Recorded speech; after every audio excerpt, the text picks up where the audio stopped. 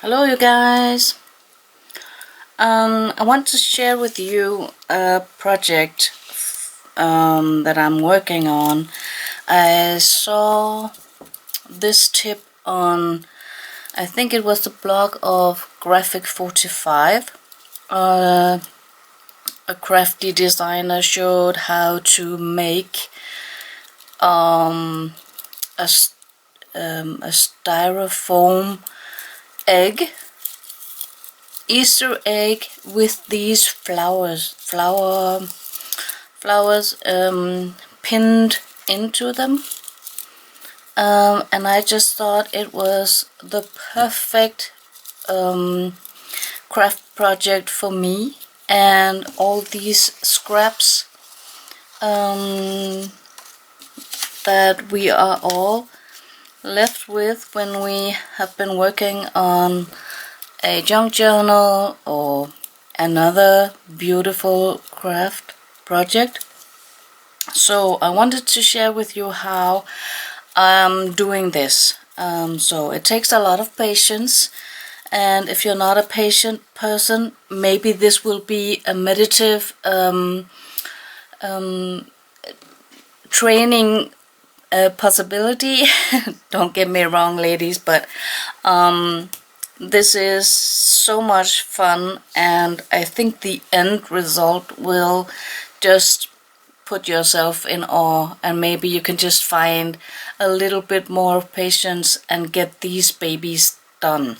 So I ordered these mini punches to make 2 different kinds of flowers, and then I simply punched lots and lots and lots of these beauties. And since my spring colors are this bluish teal turquoise green kind of color with the yellow and the vintage coffee tea dyed kind of colors, I thought I would do them in this color, and so I punched out more and more of these beauties, and I have them organized because I like to be organized. It makes your work so much more peaceful, and you can find things.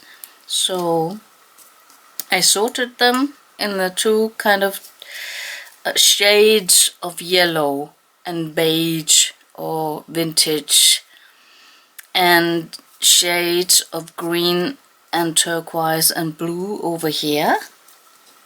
And of course I have the other flower as well, and it was shown how to do it, and I will show you too. Or you can go to Graphic 45 at their website and find blogs and look for, I think it was Easter eggs.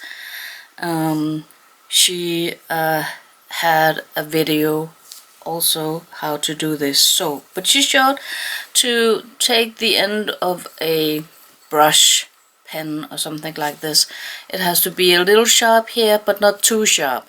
I have 2 different kinds of models that I'm using. And then she showed how to take a piece of foam or something soft so that you can push down the flower so it will shape like this.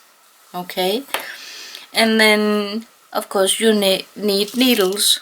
I just went into town and bought some more needles because I almost ran out, and I found these shorter needles. I think they're better for this project because you don't really need the longer ones. They will just interfere inside and crisscross and make it heavier. Don't need that. So I bought these shorter ones, and then you just gather the 2 flowers on your needle, and then you push it into the egg, or in this case the heart. They showed their project with some pearls at the end. It'll be more costly, and I don't think you don't need to do that. I think this will shine a little bit too, so you don't really need that. I think these are cute as they are, and so I just mix and match it at random. And I think when it's done, it'll be beautiful. I'm going to use some more of the Steamed Spring from Ephemeris Vintage Garden to make this more spring-like. I think I'm going to make a banner here. It says Welcome Spring, and maybe embellish with some of the motifs from the kit. And what I wanted to tell you is that when you see the papers, maybe I'm different than your normal junk journal scrapper or maker, or how you would title yourselves when you make junk journals or art journals or journals in general. Because when I see a junk journal kit, I don't just see a journal before me. I see all kinds of stuff. You know, these beautiful buttons I used in a mobile. They're so beautiful, and you see them much more when they, for example, they hang on a string with eggs, or with the roses. So I don't do that many journals myself. I don't sell them yet. Maybe that'll be a project for me someday, but I do work 8 hours every day, so my day job takes a lot of time, so I don't really have the time to do a lot of journals and sell them.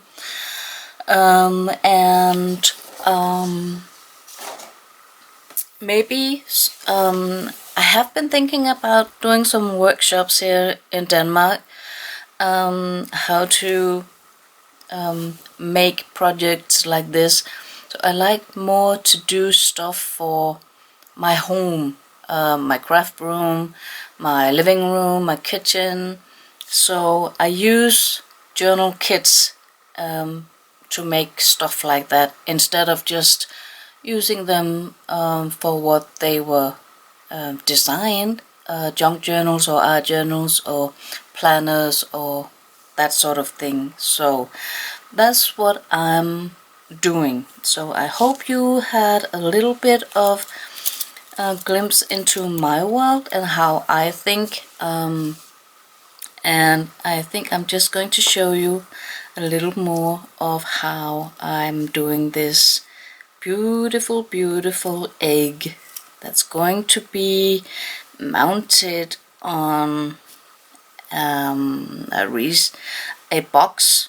I think I'm going to make another box, and then I think I'm going to top this heart on the box, and then it'll all fit beautifully together, and it'll be like a treasure box, and I can pull it out every spring, and yeah, and just it makes me feel happy to do stuff like that.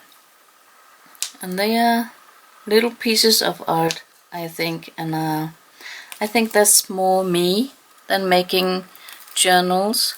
I don't know how you feel about being a crafter, or what your style is, if you have any, but